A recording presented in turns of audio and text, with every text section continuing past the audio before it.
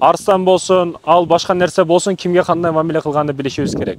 Бир ушул жерде, мына жерде зоопарк бар экен, зоопарктын охранасы менен сүйлөшүп калып, бир окуя болуп өттү дейт. Мага чейинки иштеген охрана ушул жерде иштеп жүрүп, өзү багып жүргөн, өзү сүйүп жүргөн арстаны өзүн жеп койду.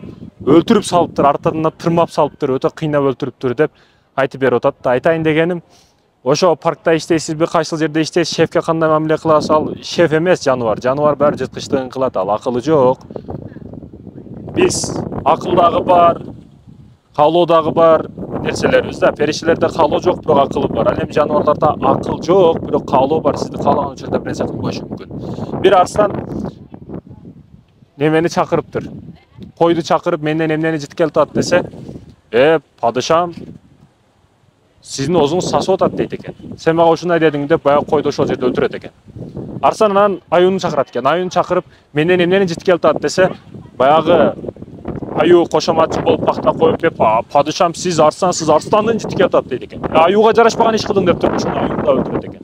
Анан түлкүнү чакырат экен. Түлкү менден эмнени житкелип атат десе, падышам, мен оорулуумун, качандан бери кирип, мен жөтөлүп атам, жыт билбей атам дейт экен. Ошондо арстан бир канча алтын күмүштөрдү берип, жардамын берип, таблеткасын берип, ичирип, сакайып кеткин деп, сен мени коргомдосуң деп мактап жиберет экен да.